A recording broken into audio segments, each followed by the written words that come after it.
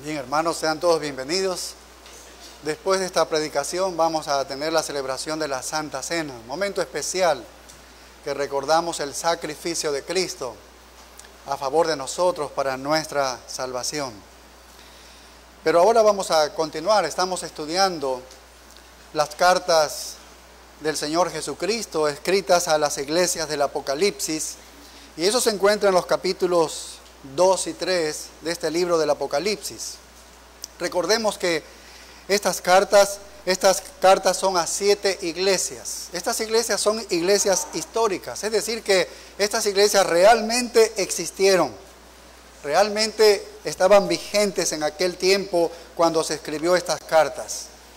Aunque los mensajes a estas iglesias son específicos, porque se encontraban en condiciones específicas cada una de estas iglesias, sin embargo, estas cartas trascienden a estas iglesias. Quiere decir que estas cartas son aplicables a todas las iglesias cristianas en todos los tiempos de la historia de la iglesia. Esto quiere decir que estas cartas son aplicables a todos nosotros, a cada cristiano el día de hoy. La primera carta que estudiamos ya fue escrita a la iglesia de Éfeso, ¿recuerdan? La iglesia que dejó su primer amor. Ya lo estudiamos esta carta. La segunda carta la terminamos la última semana, fue escrita a la iglesia de Esmirna.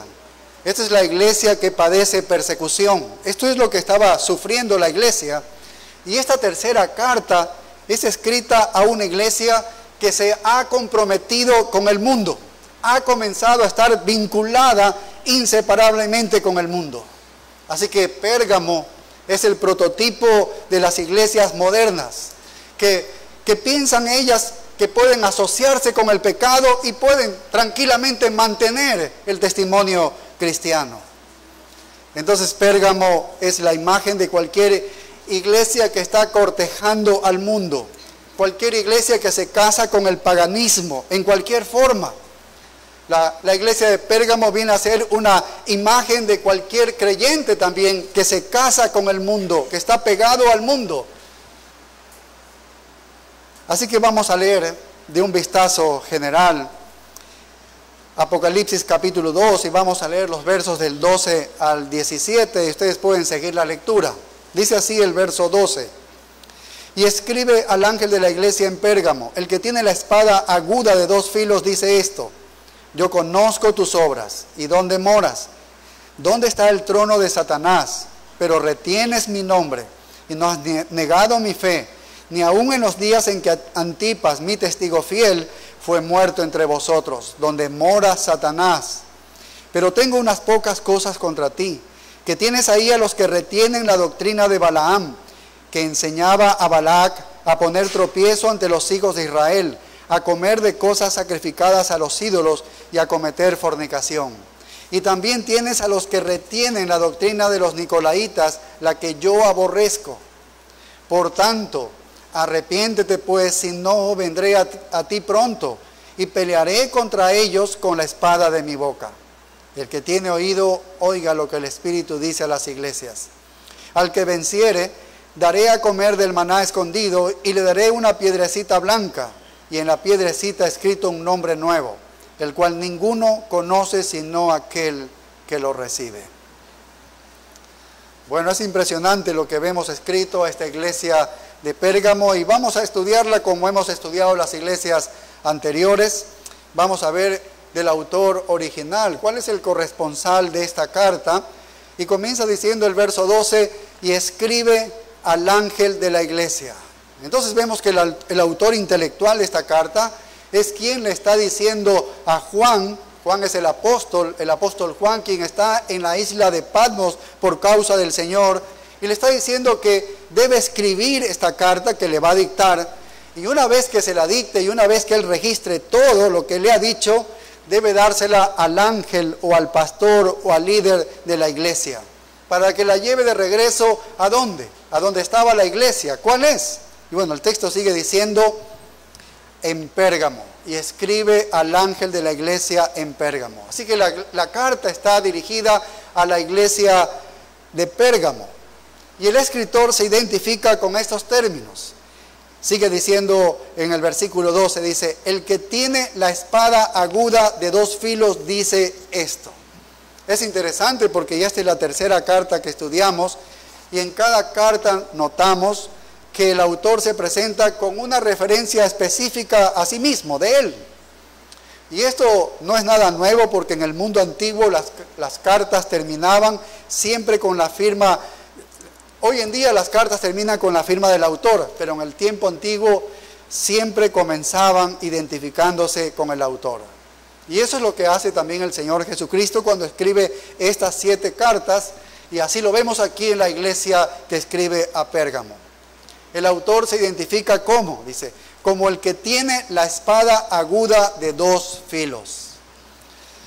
Bueno, si hemos leído nosotros el capítulo 1 y vimos la visión del Hijo del Hombre, nosotros sabemos de quién se está tratando el autor. Porque en Apocalipsis 1:12 y en los versículos siguientes, Juan vio la visión del Hijo del Hombre. Vio al Hijo glorificado, al Hijo del Hombre glorificado allí en todo su esplendor. Recuerdan, miren, vamos a capítulo 1 y el verso 16. Observen lo que dice. Dice, y tenía en su diestra 7 estrellas. Esta es la visión que está viendo Juan. Dice, tenía en su diestra 7 estrellas. Por el versículo 20 sabemos que las 7 estrellas son los ángeles o los pastores o los líderes de las 7 iglesias. De su boca, y ahí está el mismo término con que se está identificando aquí en Pérgamo, dice, de su boca salía una espada aguda de 2 filos. Capítulo 1, verso 16, dice esto. La visión describe al Señor sosteniendo el liderazgo de la iglesia en su mano. Esos son teniendo en la diestra, en su mano derecha, dice, esos 7 son los 7 líderes de la iglesia que Él está sosteniendo y gobernando a su iglesia. Pero lo interesante es que el texto en 1.16 también dice que de su boca está saliendo una espada afilada de 2 filos. Lo mismo que nos está diciendo acá en Pérgamo, como se está identificando el autor. El que tiene la espada aguda de 2 filos dice esto. Entonces entendemos que el autor original de esto, el autor intelectual es el Señor Jesucristo. Él es el autor, Él está escribiendo esto, se está identificando y se está presentando de esta manera. Ahora, es interesante porque la manera que el Señor elige presentarse a la iglesia de Pérgamo es diferente a las otras iglesias que hemos estudiado. Y es interesante porque aquí vemos que Él está de alguna manera identificando su autoridad judicial cuando Él se presenta así.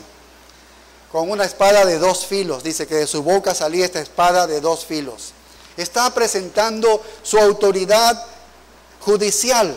Se presenta entonces como un juez, se presenta como un verdugo, tiene una espada, dice. Mira el versículo 12, aquí en Apocalipsis 2 y el verso 12 dice eso, el que tiene la espada aguda de 2 filos dice esto, se está presentando de esta manera. Se presenta como uno que tiene que juzgar, como un verdugo. ¿Qué es la espada que sale de su boca? Bueno, nosotros hemos visto que el autor de la carta a los Hebreos hace una referencia a esto en el capítulo 4 y el verso 12. El autor de la carta a los Hebreos en 4:12, él dice, porque la palabra de Dios es viva y eficaz, dice, y más cortante que toda espada de 2 filos. Es interesante. Esta es la parte judicial del Señor Jesucristo. Y Hebreos dice que eso es cortante que toda espada de 2 filos, y dice, y penetra hasta partir el alma y el espíritu, las coyunturas y los tuétanos, y discierne los pensamientos y las intenciones del corazón. Y esta palabra, dice, es la que sale de su boca. Es como una espada de 2 filos. Es una espada de 2 filos para hablar, porque analiza el corazón de las personas, las intenciones, es lo más profundo, aunque ni el hombre puede conocerse. Esta espada hace eso, las intenciones y los pensamientos, y juzga y puede moverse de un lugar a otro y causa estragos a medida que está moviéndose esta espada. Entonces vemos que es un instrumento de juicio esta espada, ¿no? Y ahora es interesante porque es que se presenta de esta manera. ¿Merecen una sentencia a esta iglesia de Pérgamo? Pero eso es lo que vemos, se presenta así. Mira capítulo 2 y el verso 16, lo que dice. Un poco más abajo, el verso 16, dice, por tanto, dice, arrepiéntete, dice, pues si no, vendré a ti pronto y pelearé contra ellos. ¿Con qué va a pelear? Dice, con la espada de mi boca. Entonces vemos que es una presentación de la autoridad judicial, ¿no? Va a hacer juicio. Este es el significado de la representación de que Él va a hacer juicio.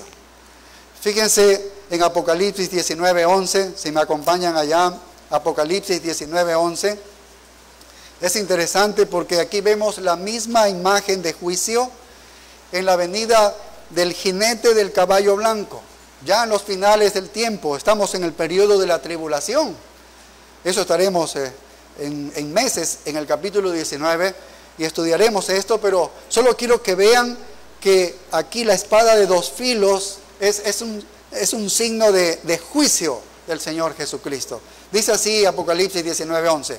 Entonces vi el cielo abierto, dice, y he aquí un caballo blanco, y el que lo montaba se llamaba Fiel y Verdadero, y con justicia juzga y pelea. Vamos al verso 13, dice, estaba vestido de una ropa teñida en sangre, y su nombre es el Verbo de Dios. Y los ejércitos celestiales, vestidos de lino finísimo, blanco y limpio, le seguían en caballos blancos. De su boca, y ahí está, mira, de su boca sale una espada aguda para herir con ella a las naciones. Entonces vemos que es una espada de juicio. Los dos filos significan que se mueve rápido y devasta automáticamente en ambas direcciones, así como gira la espada. Donde quiera que gira, va destruyendo, va devastando, porque es una espada de juicio del Señor. Ahora, si vas al verso 21 en Apocalipsis 19, vas al verso 21, mira lo que dice. Y los demás fueron muertos con la espada que salía de la boca del que montaba el caballo, y todas las aves se saciaron de las carnes de ellos. Este es el juicio del Señor Jesucristo. Lo estudiaremos más adelante, pero solo podemos ver que esta espada es el símbolo del juicio del Señor, una autoridad judicial de Él, y se presenta así en esta carta a Pérgamo. Oiga, esta introducción no trae tantas buenas noticias, no es una introducción de felicidad, no es una promesa que está haciendo, es algo amenazante, porque esta es la introducción de la carta. Estudiamos la carta a la iglesia de Esmirna, como algunos cristianos en la iglesia de Esmirna estaban muriendo por causa de ser fieles al Señor Jesucristo, y se presenta con un título alentador a esa iglesia, y fue algo bueno y positivo. Dice, el primero y el postrero, el que estuvo muerto y vivió. Eso está dando ánimo a la iglesia, porque ellos están, algunos, perdiendo la vida, y él está diciendo, me identifico con ustedes, yo también morí, pero he resucitado, trasciendo las circunstancias, y por la comunión y la conexión que tienen conmigo, la relación íntima que tienen conmigo, ustedes también van a trasponer estas circunstancias. Ustedes van a resistir, y aquí les da aliento, entendemos esto. En la carta a Éfeso se presentó como el que tiene las 7 estrellas a su diestra y que anda en medio de los 7 candeleros. Y sabíamos que esto significa que el Señor Jesucristo se pasea en medio de su iglesia. Quiere decir que Él tiene el control, que Él cuida a su iglesia, que Él tiene el mando de la iglesia, que Él lidera la iglesia. Son palabras de ánimo para la iglesia de Éfeso también. Pero con Pérgamo tenemos la primera introducción negativa, porque esta es una iglesia que se está enfrentando al juicio, y se presenta así, que de su boca salía una espada de 2 filos. La iglesia de Pérgamo estaba en un grave peligro, y ese peligro es que iba a venir el Señor Jesucristo. Él mismo iba a venir, porque Él es el que está empuñando la espada. Con su espada va a venir. Esta espada en particular es la espada del juicio, que se utiliza para cortar a aquellos que desobedecen al Señor Jesucristo. Iba a ser un juicio, iba a cortar a algunos en la iglesia. La iglesia de Pérgamo se estaba comprometiendo con sus principios cristianos, con sus principios de fidelidad. Era una iglesia formada por gentiles, principalmente. Ellos se habían convertido del paganismo y había habido una tremenda transformación, porque el Señor había salvado a algunos gentiles de ahí. Pero ahora los tiempos están cambiando en la iglesia y algunos se están volviendo a la vida pagana. Algunos están regresando a la vida pagana. Es decir, que algunos cristianos estaban haciendo un compromiso con el mundo y están en peligro de que el juicio del Señor venga sobre ellos. Y por eso se presenta de esta manera. Es decir, que el desastre lo están avisorando allí, en el horizonte, están allí.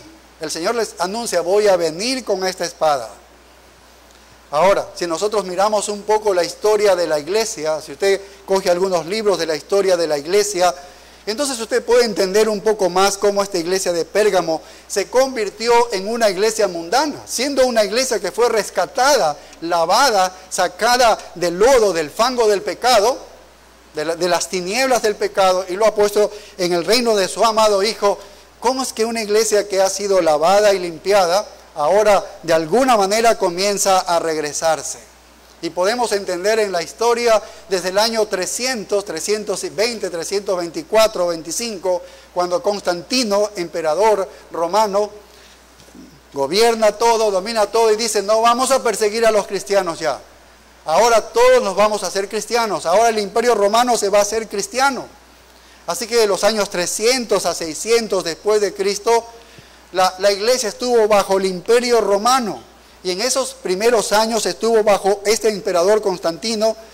Y allí fue que la iglesia se casó con el mundo. Allí la iglesia se comprometió con el mundo. ¿Por qué? Porque ahora todos en el imperio eran cristianos, se llamaban cristianos, porque el emperador ha dicho que toda Roma, todo el imperio romano ahora se convierte al cristianismo.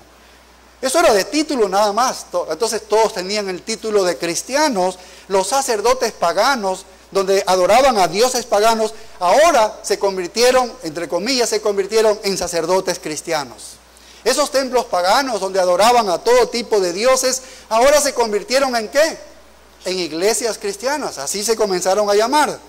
Ahora todos los niños debían ser bautizados, por lo tanto, supuestamente fueron hechos cristianos, vertiendo un poco de agua sobre los niños en sus cabezas. Esos días paganos de festín y embriaguez se hicieron en días cristianos y en todo tipo de santos. Y así fue como comenzó el catolicismo. Y el cristianismo comenzó a perderse en todo esto.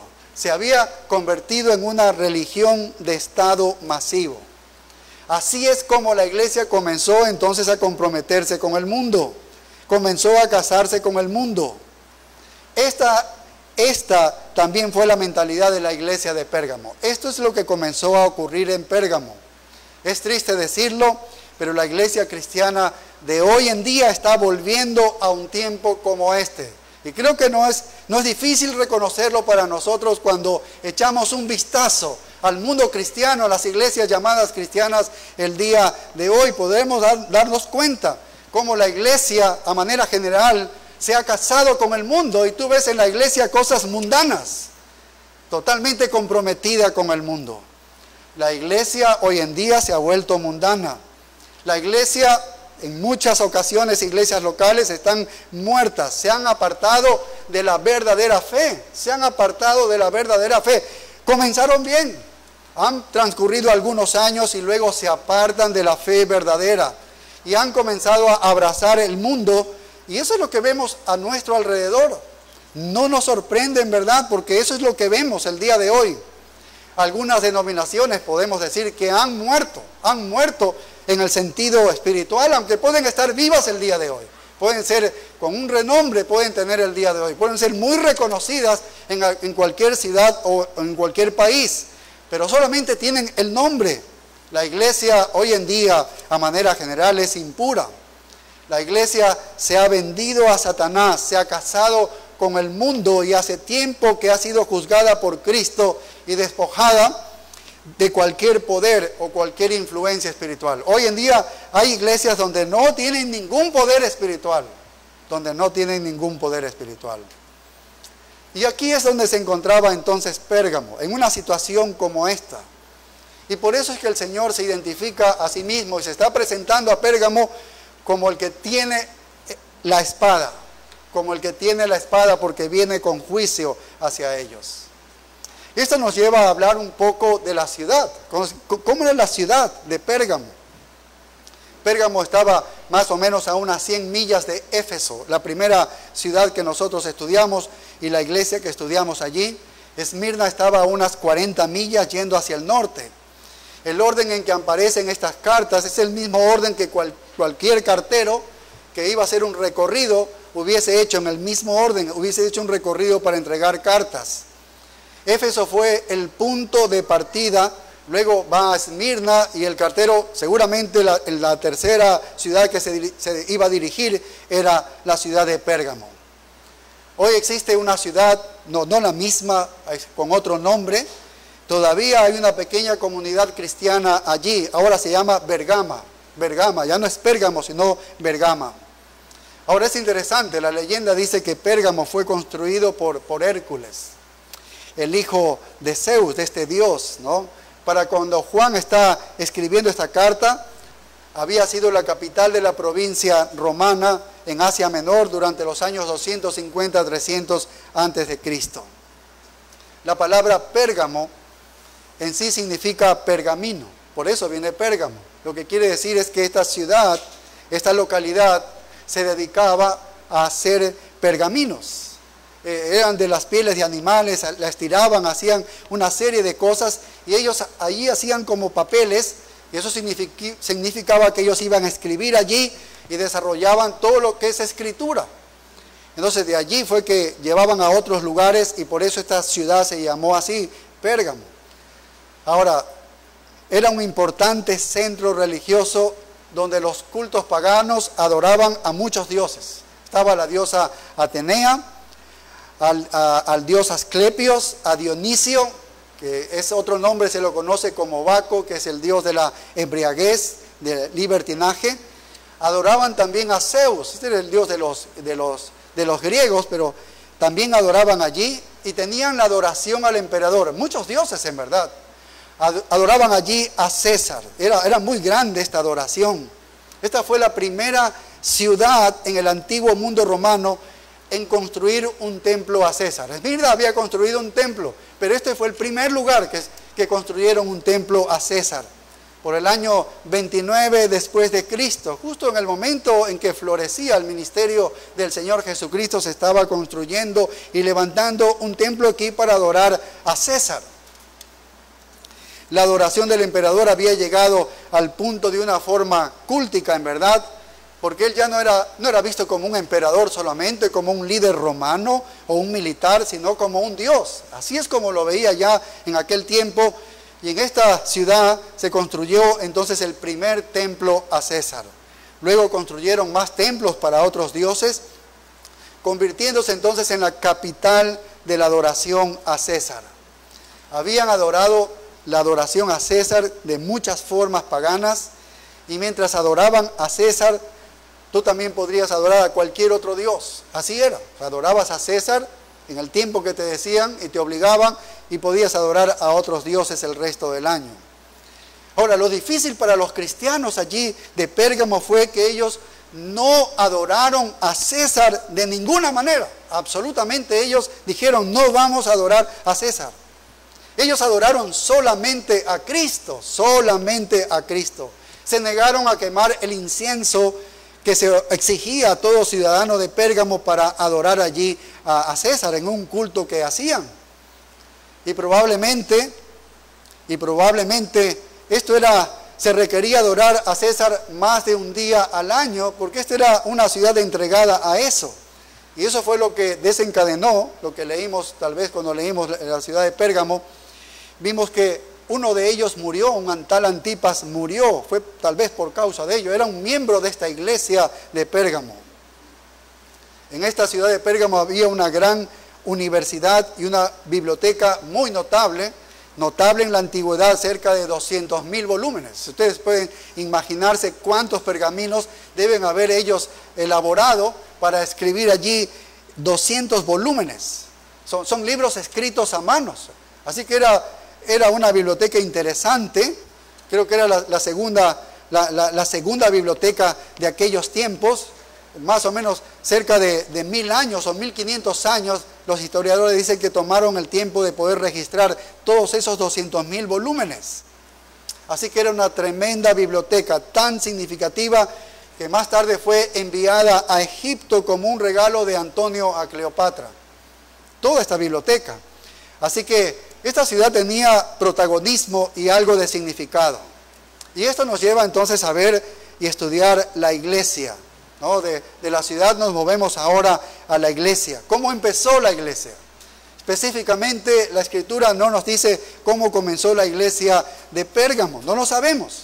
Pero por Hechos 16, vemos que Pablo pasó por la ciudad de Pérgamo. Debe haber pasado por la ciudad de Pérgamo cuando pasó por la región de Asia Menor, un lugar llamado Misia. No sé si ustedes se recuerdan cuando estudiamos en Hechos 16, y el apóstol Pablo, el Espíritu Santo le dice, quería ir a un lugar y el Espíritu le decía, no, no vas a ir a este. Quería ir a otro, le decía, no.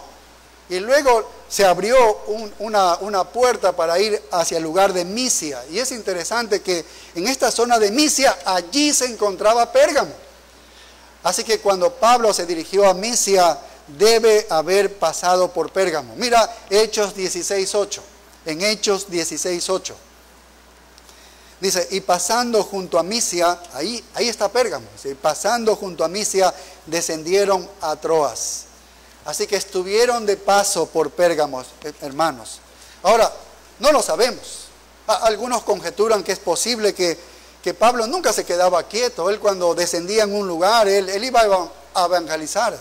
Él iba a hacer el ministerio de predicar el evangelio. Es muy posible que él haya hecho un trabajo evangelístico allí en esa calle principal que colindaba con Pérgamo. Y es posible que él haya tenido un ministerio allí y algunas personas hayan recibido el evangelio. No hay nada en el libro de los Hechos que nos diga que él fundó la iglesia. No hay nada. No podemos decir Pablo fue el que fundó esta iglesia. Pero lo que mejor podemos entender es lo que hemos dicho anteriormente en Hechos 19:10. En Hechos 19:10, cómo se formó esta ciudad, esta iglesia aquí en la ciudad de Pérgamo. ¿Cómo pudo haberse formado? Bueno, mira en Hechos 19:10, es interesante porque Pablo sí tuvo un ministerio muy fuerte en la ciudad de Éfeso. Parece que Pablo fue allí donde intensificó su trabajo por voluntad de Dios. Él se quedó cerca de 2 años y más en este lugar. Y mira lo que dice aquí. Así continuó por espacio de 2 años. Está hablando de Éfeso. De manera que todos los que habitaban en Asia, mira, ahí está Asia y ahí está Pérgamo. De todas estas iglesias, de las 7 iglesias, se encuentran allí. Cuando dice Asia, se refiere a Asia Menor. Dice, judíos y griegos, dice, oyeron la palabra del Señor. El ministerio fue fuerte en Éfeso, que se difundió el evangelio por hombres que caminaban y viajaban a otros lugares. Llevaron la verdad de Dios a otros lugares y toda Asia, dice, toda Asia Menor, Pérgamo, debe haber escuchado el evangelio. Así que en algún momento de esos 3 años ministrando en Éfeso, la palabra comenzó a propagarse y a propagarse. La gente se movía y viajaba, los cristianos iban hacia el norte, iban hacia el sur, pero iban por todas estas ciudades, el camino, ese recorrido que tenían. Y seguramente iban recibiendo el evangelio y se hizo eco en toda Asia Menor. Y durante este periodo, sin duda alguna, se fundó la iglesia de Pérgamo. Lamentablemente, esta iglesia se encontraba en un ambiente muy pagano, completamente adverso al testimonio cristiano. Un ambiente muy antagónico al cristianismo. En medio de ese mundo pagano se encontraba esta pequeña iglesia a la que Cristo dirigió esta carta. Y le dice así, mira el verso 13, mira lo que dice. Dice, yo conozco, dice, ¿y dónde moras? Dice, ¿y dónde está el trono de Satanás? Vaya, esto nos llama a advertir algo. Dice, yo conozco donde moras, dice, y donde está el trono de Satanás. Esto quiere decir que Satanás tenía el centro de sus operaciones allí en Pérgamo. ¿Ves? Quiere decir que él estaba allí, ¿no? Tiene su trono allí. Esta es una declaración increíble de lo que está mencionando de esta iglesia. No nos equivoquemos pensando que el trono de Satanás es el infierno. El trono de Satanás no es el infierno. El trono de Satanás es este mundo. Él está aquí radicado. ¿Sí ves? Su centro de operaciones lo tiene aquí. En el tiempo del apóstol Pablo, en el tiempo del apóstol Juan, cuando escribía esta carta, estaba radicado allí, en Pérgamo. Ahí estaba el trono de Satanás. El mundo es el campo de operación de Satanás. Por eso su centro está aquí. El infierno es el lugar de encarcelamiento de Satanás, pero la tierra es el lugar de su operación. Eso debemos entenderlo claramente. Así que desde este lugar su poder fue liberado hacia otros lugares. Ahí estaba él. Sabemos que él no es omnipresente, no puede estar en todos lados a la vez. Él está en un solo lugar. Ahí se encontraba él.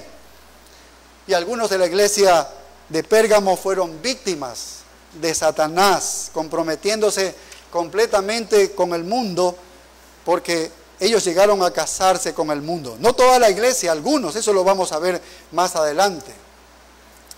Ellos no tuvieron la persecución como los de Esmirna, no tuvieron eso. Pero este tipo de compromiso con el mundo es la forma más rápida de destruir la vida y el testimonio de la iglesia. Qué terrible, ¿no? A veces podríamos pensar que la persecución va a destruir la iglesia. Y vimos en Esmirna que no ocurre eso. Pero lo que sí podría destruir rápidamente una iglesia es cuando la iglesia se compromete con el mundo. Eso es inmediato, o mucho más rápido. Pero veamos ahora, vamos hacia el elogio que hay del Señor Jesucristo en esta carta para ellos. Mira lo que dice en el versículo 13, dice: yo conozco tus obras y donde moras, donde está el trono de Satanás. Entonces ya hemos dicho que allí estaba la sede de Satanás, era Pérgamo, y esta iglesia vivía en aquel lugar. Allí estaba ubicada. Vivían donde también residía Satanás. No lo podemos interpretar de otra manera como lo registra aquí el texto. Satanás había establecido entonces su centro de operaciones allí en Pérgamo. Razones no lo sabemos, pero nos dice la Escritura por medio de esta carta, el mismo Señor Jesucristo dice que esto era ciertísimo. Ahí estaba el cuartel de Satanás, ¿no? Ahí estaba su autoridad. Ahora mira por qué dice esto. Dice, verso 3, dice: ¿dónde moras? Donde está el trono de Satanás. Morar significa residir de una manera permanente. Entonces el poder satánico se manifestó aquí, en esta ciudad, y aquí fue yéndose para muchos otros lugares. Recordemos que en la ciudad de Esmirna tenían una sinagoga de Satanás, pero no era el lugar de la morada de Satanás, era apenas una sinagoga de Satanás. ¿Y recuerdan qué significaba eso? La sinagoga de Satanás en Esmirna era el judaísmo que odiaba a Cristo. Esa era la sinagoga de Satanás. Pero el trono de Satanás aquí en Pérgamo era esta base gentil de muchos gentiles que estaban con las falsas religiones y la idolatría a diversos dioses. Este es el trono de Satanás del que está hablando aquí. Aquí, así vemos que Satanás había establecido su empresa en este lugar, y esta pequeña iglesia estaba sintiendo la fuerza que ejercía allí ese trono de Satanás. Y de alguna manera muchos en la iglesia estaban sucumbiendo y se estaban entregando a este trono. Además sabemos que esta iglesia no tenía ningún ministerio apostólico, al menos no se nos nombra que algún apóstol lo haya visitado allí en particular. No se tiene ningún registro de que hubieran estado allí liderando algunos apóstoles u hombres principales. No hay nada de eso. Ni que hayan enseñado alguna doctrina sólida de algún apóstol. No hay nada de eso. Sin embargo, a pesar de que no hay esos datos, vemos que estos hombres, esta iglesia tenía la fe verdadera. Y la fe verdadera no es frágil, hermanos. No es frágil. Solo la fe falsa es frágil. La fe falsa en las pruebas se destruye. Estos hermanos de Pérgamo estaban de pie contra ella.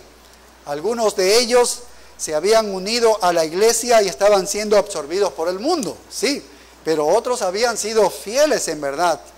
Tenían que encontrarse con el enemigo en su propio terreno y no fue fácil para ellos, pero ellos tendrían éxito. Ellos tendrían éxito, la verdadera iglesia, porque nosotros podemos recordar las palabras de Jesús en la carta que dice en Mateo, en el Evangelio de Mateo, cuando dice, edificaré mi iglesia. Es Cristo, es la iglesia de Cristo y Él mismo la va a edificar. Dice, y las puertas del Hades no prevalecerán contra ella. Allí estaba el trono de Satanás. Si había una iglesia verdadera de Cristo, jamás iba a ser destruida. El Hades, el infierno, no puede destruirle. Satanás no puede acabar con la iglesia del Señor porque es suya, porque Él la edifica. ¿Ves? Y eso es lo que sucede hasta aquí con esta iglesia. Aquí entonces había una verdadera iglesia. Aquí había una iglesia que estaba en crecimiento, una iglesia que era real, una iglesia que estaba siendo salvada y librando una guerra verdaderamente terrible, porque se encontraba allí mismo el trono de Satanás. Ahora lo estaban haciendo lo suficientemente bien como para ser elogiados, y por eso el Señor les dice, yo conozco, dice, conozco dónde moras, dice, yo conozco dónde está el trono de Satanás, y mira lo que dice, pero retienes, el verso 13, pero retienes mi nombre, y no has negado mi fe. Este es un gran elogio para esta iglesia de Pérgamo. Y esto nos habla de que todavía esta iglesia está sostenida con una fe verdadera, pero dice, retienes mi nombre y no has negado mi fe. O sea, era verdad, la verdadera fe no es frágil, no se destruye tan fácilmente. La verdadera fe, ¿ves? Es indestructible. Hemos visto que es victoriosa la fe verdadera. Nada le puede destruir. Incluso con las embestidas del trono de Satanás, con las embestidas del infierno, no pueden destruir una iglesia cuando está parada en la verdadera fe. ¿Cuál es específicamente este trono de Satanás? Bueno, podría referirse a la adoración que había al emperador, porque allí se estableció la adoración al emperador y se creó, se construyó incluso un templo. Entonces ahí se hacía la adoración de César, que luego se fue diseminando para todo el imperio romano. Pero la primera ciudad en construir un templo a César fue aquí, en Pérgamo. Entonces cuando dice, allí se encuentra el trono de Satanás, bien puede estar refiriéndose entonces a esta adoración a César. Fue el primer templo que se construyó para adorar a César. Podría referirse también, porque allí se había elevado, se había construido un magnífico altar a Zeus, al dios Zeus. Y ahí, esto era una obra de arte. Zeus era la cabeza del panteón de los dioses griegos. El dios supremo le decían a Zeus. Y allí estaba ese templo enorme, gigante. Era una cosa increíble. Y allí se encontraba también en Pérgamo. Era una de las maravillas del mundo antiguo. Era enorme en verdad, un enorme trono. Tenía una forma de trono. Ustedes pueden ver tal vez fotos de eso que muestran claramente un trono inmenso, gigante. Ese era el trono de Zeus. Ahí adoraban a Zeus. Así que bien puede significar el trono de Satanás también esta adoración al dios Zeus, donde de plano tenía una forma de un trono gigante, inmenso. Podría significar también eso. Ahora, hay otro elemento también que podría ser eso, en su adoración, y debe incluirse cualquier entendimiento del trono de Satanás, la adoración muy extraña a un dios que se llamaba Asclepio, el dios Asclepio. Es interesante porque este era el dios de la curación, este era el dios de la sanación para los de Pérgamo. Asclepio era conocido en todo el mundo antiguo como el dios de Pérgamo. Entonces, eso también podría ser que tomó el nombre del trono de Satanás. Había un hombre muy famoso allí en Pérgamo, que llegó a ser el segundo hombre médico más famoso en aquellos tiempos. Se llamaba Galeno. Galeno, este hombre, fue el segundo hombre médico más famoso. La segunda persona médico más famoso del mundo antiguo. cualquier médico en aquel tiempo y aún en el tiempo de hoy, cuando quiere ejercer la medicina, tiene que tomar el juramento hipocrático, ¿no? Esa declaración ética que hace todo que va a ejercer la medicina, ¿no? Y lo hace por Hipócrates. Él era el estándar por el cual cualquier médico podía aplicar su oficio, pero junto a Hipócrates estaba Galeno de Pérgamo. Era la segunda gran mente brillante médico que existía en ese mundo antiguo. Así que en la ciudad de Pérgamo había una escuela también de medicina muy famosa. Y era interesante, usted puede ver el emblema de los médicos, que está justamente allí el emblema de Asclepio, este ídolo o este dios, que era una serpiente. El báculo o la vara de Esculapio era una vara entrelazada por una serpiente, y eso representa el poder curativo, que en ese tiempo, y aún lo conservan a ese símbolo, está hoy día asociado con la medicina y la atención médica. Así que este es el símbolo de la medicina en el tiempo antiguo. Este es el dios antiguo Asclepio, el dios de la curación. Y es interesante porque decían que este dios de alguna manera sobrenatural te curaba. Tú estabas enfermo, ibas entonces al templo, ahí estaba el dios, y entonces te podías acostar allí en el templo durante la noche, podías dormir allí, pero acostado en el piso del templo, y soltaban algunas serpientes allí, pero que no eran venenosas. Y entonces dice que si alguna serpiente en la noche le picaba al que estaba enfermo ahí durmiendo acostado, entonces era porque el Dios le había salvado, el Dios de la curación, Asclepio, le había sanado. Bueno, estas eran las cosas que existían allí. Esto era algo satánico, creemos que era algo satánico. Así que cuando escuchamos nosotros que Asclepio estaba allí en Pérgamo, el dios de la serpiente, esto suena un poco satánico.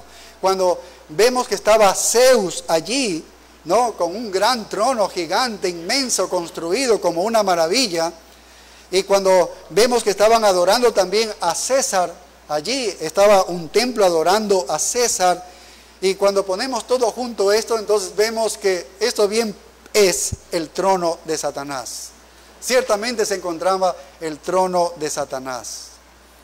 Y en medio de todo esto, en medio de la poderosa obra satánica, se encontraba esta pequeña iglesia de Pérgamo, que dice el verso 13, pero retienes mi nombre. Estaba reteniendo su nombre en medio de toda esta idolatría, en medio del trono de Satanás. Estaba reteniendo su nombre. Dice, retienes mi nombre. Este es un elogio para la iglesia. Retienes mi nombre. Mi nombre significa, retienes quién soy yo, ¿no? Y eso significa también la persona y la obra de esa persona. Cuando dice mi nombre, está representando no solamente el nombre, sino la persona y la obra que hace esa persona. En otras palabras, le dice, has sido fiel, has retenido mi nombre, has sido fiel. Estaba alabando la fidelidad que habían tenido entonces al Señor. Y luego le dice, y no has negado mi fe, es decir, no negaste mi verdad, no negaste mi evangelio, el mensaje de salvación por fe no lo has negado, nunca me has negado, dice. Y seguramente se encontraron con muchos aprietos ellos allí, pero no habían negado su nombre. Y es interesante porque encontramos todo ese mi a cada rato, ¿no? De lo que el Señor había obrado allí. Nunca se habían desviado de la teología, nunca se desviaron de la fidelidad al Señor. Es decir, que ellos creyeron en la verdad y se mantuvieron firmes en esa creencia, fielmente. Se mantuvieron fieles. Este es el elogio que le hace el Señor Jesucristo a la iglesia. Entonces, para nosotros, al leer esto, vemos que la fe de esta iglesia es evidente, en verdad. Es evidente la fe, cómo se mantuvo fiel esta iglesia. Es como si se hayan puesto valientemente de pie ante el ataque del trono de Satanás. Se pusieron de pie con valentía por Cristo. Bueno, verdaderamente esto es algo que nosotros también debemos elogiar de esta iglesia. No estaban avergonzados del testimonio de Jesucristo, ni siquiera en el lugar donde está el trono de Satanás. Seguramente no les fue fácil, pero ellos no negaron el nombre del Señor ni la fe. Volvemos al versículo 13, dice, pero retienes mi nombre. Es como que los están sosteniendo hasta ese momento, ¿no? Lo han sostenido antes y lo siguen sosteniendo hasta ese momento. Dice, y no has negado mi fe. Quiere decir que no lo están negando ni aún ahora. No lo están negando. Mantienen eso. Y mira lo que sigue diciendo el verso 13. Ni aún en los días en que Antipas, mi testigo fiel, fue muerto entre vosotros, donde mora Satanás. No sabemos quién era este Antipas. Probablemente puede haber sido líder de esta iglesia, puede haber sido el pastor de esta iglesia de Pérgamo. No lo sabemos bien, pero dice mi testigo, dice. Esta palabra es martus en el idioma original, es decir, mi mártir, mi fiel, es lo que está diciendo. Este Antipas fue mi testigo.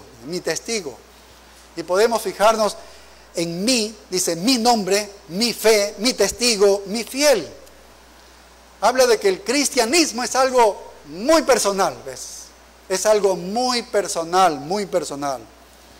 El compromiso del cristiano con Dios está en que no debemos negar su nombre. No negaste mi fe, dice Jesucristo. No negaste mi nombre y no negaste mi fe. Y el compromiso de Dios con el cristiano está más bien en qué. Dice, mi testigo Antipas, dice, fiel, ha sido fiel. Es decir, nosotros le pertenecemos al Señor y el Señor nos pertenece ayudándonos y acompañándonos. Nosotros no le negamos al Señor Jesucristo, Él tampoco nos niega a nosotros. Somos suyos. Entonces se identifica aquí Antipas como mi testigo, dice mi martus.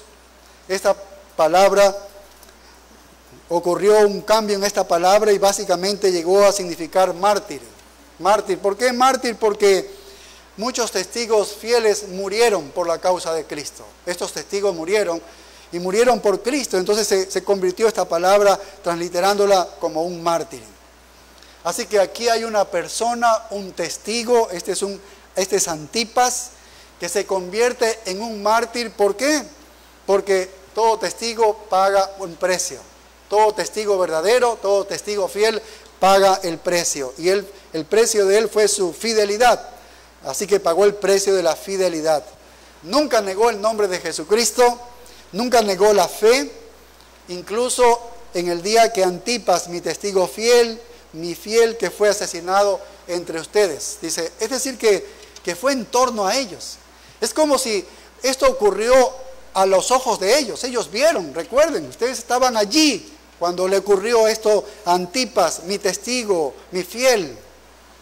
La tradición dice que este Antipas fue quemado hasta la muerte, que lo metieron dentro de un toro de bronce, le prendieron fuego y ahí lo quemaron Antipas. Y eso estuvo a la vista de los mismos discípulos de la misma iglesia de Pérgamo. Es como que les dice, ustedes vieron eso, cómo él fue fiel, cómo él se mantuvo. Sucedió entre ustedes y ustedes pudieron ver a este hombre fiel mío. Él fue mi mártir, dice, mi mártir. Nunca se desvió de la fe y nunca negó mi nombre. Vaya, qué elogio, qué exaltación para esto. La fidelidad de esa pequeña iglesia debe ser un desafío para todos nosotros el día de hoy.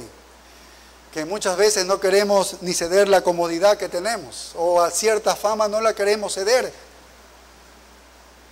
Vaya, estos hombres verdaderamente nos ponen a la raya, ¿no? De lo que es el verdadero cristianismo, lo que ellos estuvieron dispuestos a hacer. Ni siquiera estamos dispuestos hoy en día, muchos de nosotros, a sacrificar nuestra popularidad, nuestros propios deseos equivocados, por el bien de permanecer separados del mundo. ¿Ves? Creo que debemos preguntarnos nosotros. Tú debes preguntarte al igual que yo, ¿qué ha pasado en el mundo con nuestro sentido de los valores como cristianos? Porque no tenemos los valores del mundo nosotros. Porque aquí hay un hombre que quiere morir por Cristo, sin comprometerse con el mundo.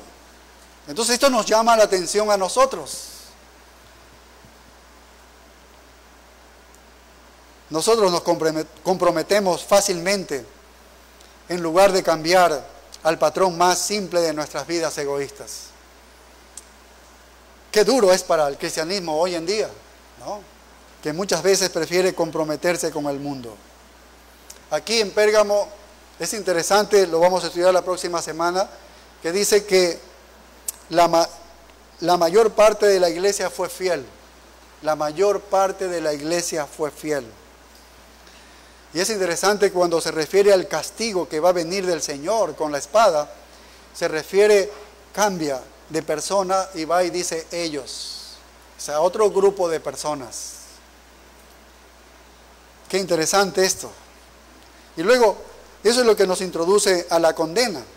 Y eso es triste, porque en el verso 14 les dice así, dice, pero tengo unas pocas cosas contra ti.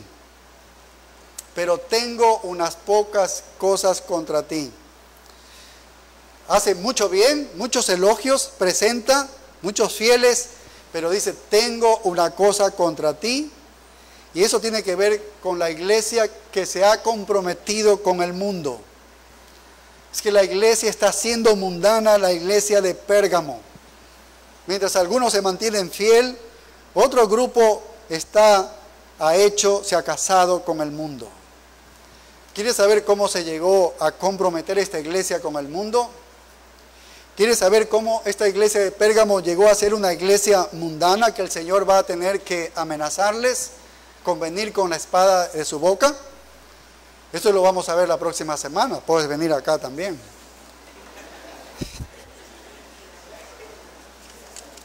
Bien, oremos. Gracias, Señor, por tu palabra. Gracias por lo que nos enseñas, Señor, cómo cualquier iglesia, cualquiera de nosotros podría comprometerse con el mundo, Señor. Y tú estarías afilando la espada tuya para castigo, Señor, de nosotros. Padre, ayúdanos a ser advertidos. Despierta nuestros corazones. Despierta nuestra vida, Señor, aquellos que están durmiendo todavía, Padre, levántalos, despierta con el poder de tu palabra y tu Espíritu Santo. Amarte a ti, a buscar la santidad, a despegarnos del mundo, Señor. Limpia nuestros corazones, perdona la maldad que hay en nuestra vida, Señor. Ayúdanos. Quisiéramos ser esta iglesia fiel. Aún en medio de lo que pueda ocurrir, queremos ser fieles, Señor, a ti. Ayúdanos. Te lo suplicamos, te damos gracias, Señor. Y ahora también te damos gracias por el tiempo que vamos a tener de comunión, recordando en especial el sacrificio de Cristo, ayudándonos, Señor, a ver, Señor, el sufrimiento de nuestro Señor Jesucristo por lograr la salvación para nosotros, por sufrir el pecado que nosotros debíamos sufrir, Señor. Este es el costo de la salvación. Es gratis para nosotros, pero ha costado la vida de Cristo. Ayúdanos a entender esto, Señor. Derrama tus bendiciones sobre tu iglesia en este tiempo, Padre. En tus manos quedamos en el nombre de Cristo Jesús. Amén.